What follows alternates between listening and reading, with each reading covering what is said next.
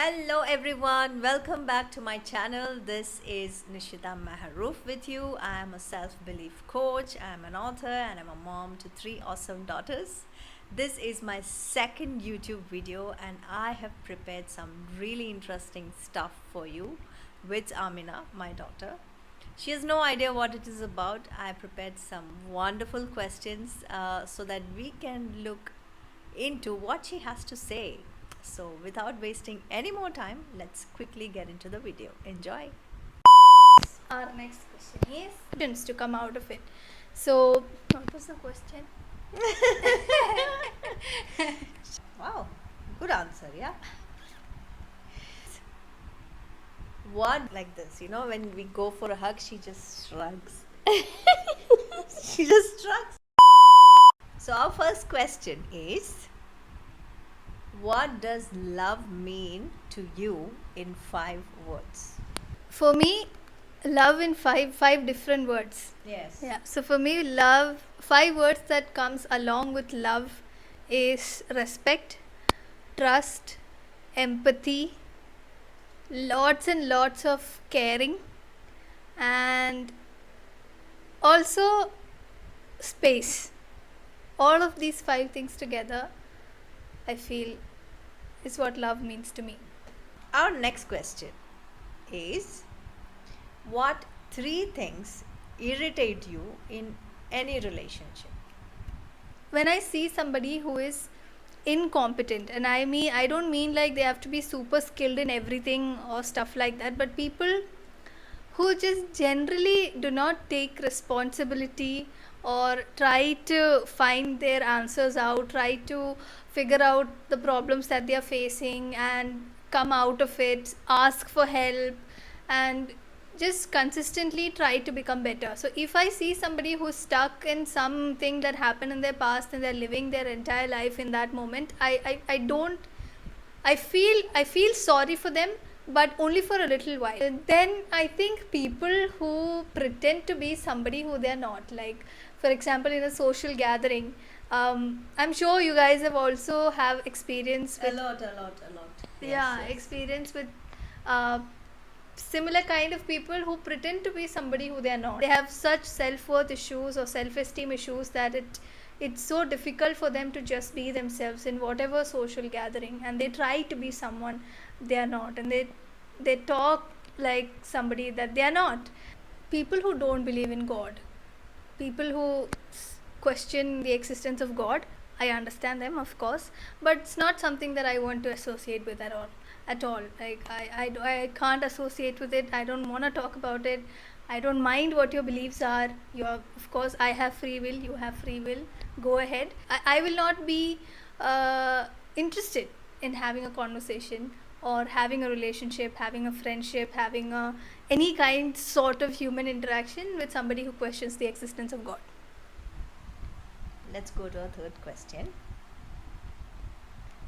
2 historic people, 2 celebrities, and 2 business or sports person that you would want. You're really like, you want them to be in your inner circle. You're Yeah. open to have them in your inner circle. First 2 names that's coming into my mind. Number one is Prophet Muhammad Sallallahu Alaihi Wasallam. To be in his inner circle, I don't even have to explain why I might have said that answer. You all know him. Number two is Khadija Radiallahu Anhu, because of the woman she was at that time of history. She had her own business, she was taking care of her society, taking care of her family. She was the first woman who understood what the Prophet was saying. So all of that kind of traits that she has as a really strong, amazing woman, I think to have her in my inner circle would be, or to at least be slightly influenced by her, it would be brilliant. Shah Rukh Khan, Yes.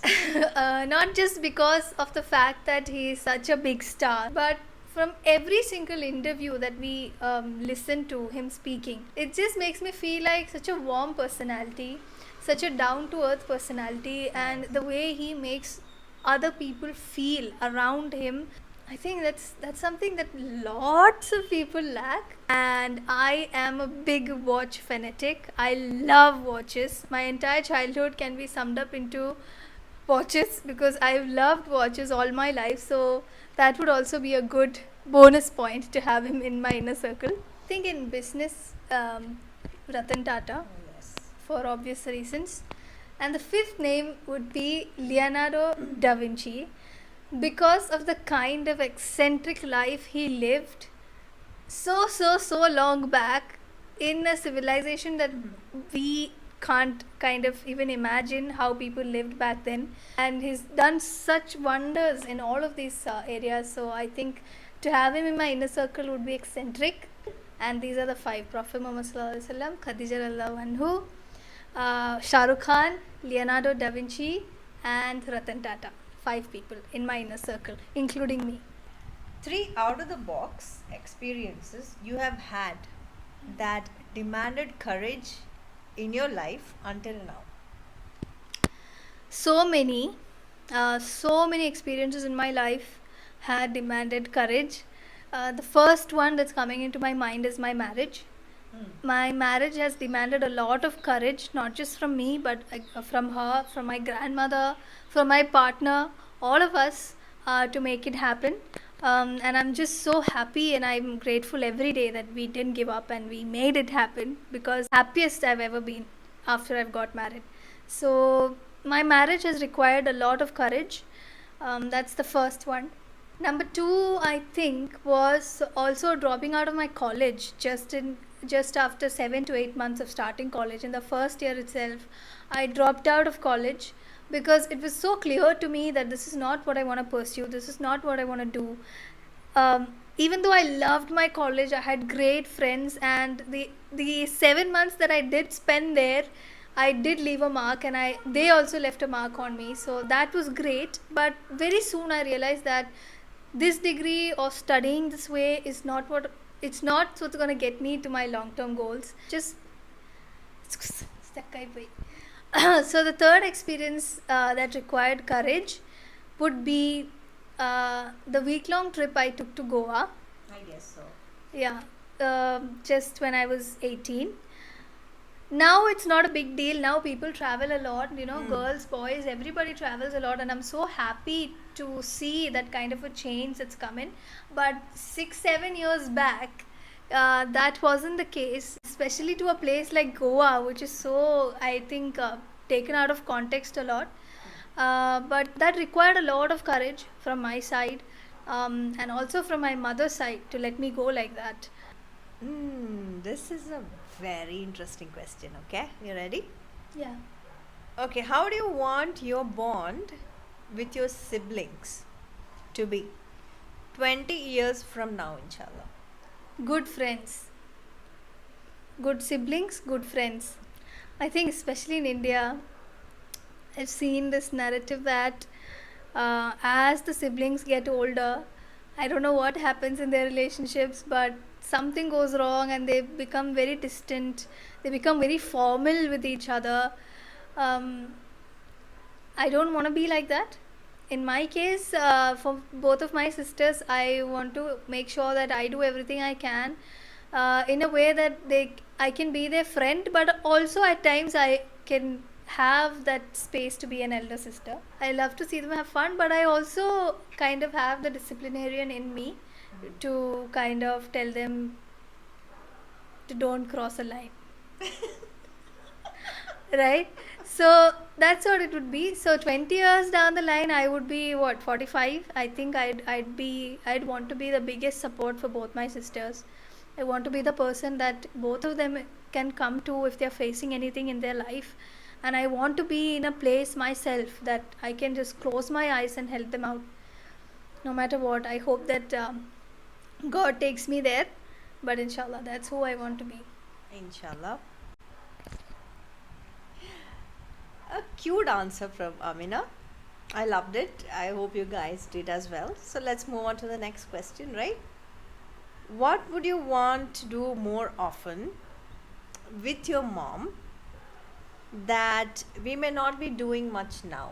In this case, I would actually put myself to blame. I'm not someone who is openly expressive. But I think with you, one thing that I would like to start doing more is to travel. I think we've traveled together, but very less. So to travel with you would be a beautiful thing. And I'm not saying the travel has to be elaborate. Just maybe, a one day trip or just having a staycation. So, my next question to you is, how do you really want to express love now that you've mentioned, like, you hold yourself back in expressing love? How do you really want to express, and how different is it in reality? Always, I would really want to show um, words of affirmation. I would really like to show physical affection, gifts, all that to every person in my life actually. But I do struggle with that very much. I do have that struggle, and I'm not shameful about it. That is who I am at the moment. I would, if I am completely out of this thing that I'm struggling with, I think I would express it in all five love languages to every person in my life. And I'm a little shy there, but I am trying. In the last 3 years, I have tried, and I'm trying every day. You know what she's struggling with most, but she's trying to work on, is physical affection. And like this, when we go for a hug, she just shrugs. She just shrugs, and she's so shy when I hug her. But even I am working on that. So it was not there initially. It's not much done in our families. Expression of love. Of course, there is immense love internally, but expression of it is what will create a beautiful energy inside your home. So we are working on that together. I am also. So that's how she is right now, and we're working on it. So, next question. Listen very carefully, okay? How do you ask for an apology? I think if I'm like really apologizing, like heartfelt, proper apology, I would go all out, accept every single thing that I've done wrong, and I would not give any excuses, because the fact that I am apologizing means that I have done something wrong, and I don't have to back it up with a reason why I did it. That means the apology is not complete. Something that I've done recently is apologize to my sibling Varda for the kind of sister I was when I was younger. So what I did was, there was this planner that she wanted for a while. So I ordered it, and I spoke to the founder of the planner company, and I told her that I want you to create a handwritten note for my sister, and I will send you the note. I want you to handwrite it for her and keep it in an envelope as a letter from me along with this planner. So I sent the whole letter to her, and she was so surprised, because it was the first time for her also to see something like that and to experience something like that as the owner. But she did it beautifully, and it was delivered here. And in that letter, I have apologized and taken responsibility for every single one of my behavior that might have hurt her, without giving any excuse or explanation about why that did happen. What three statements would you want to say to your 7-year-old Amina, 13-year-old, and 18-year-old Amina? To the 7-year-old version of me, I would say, sit tight. It's going to get much worse. And to the 13-year-old, I would say that it's not your fault. It's not okay that it happened, but it's not your fault. And slowly but surely, you will become better, and you will become a much more beautiful person.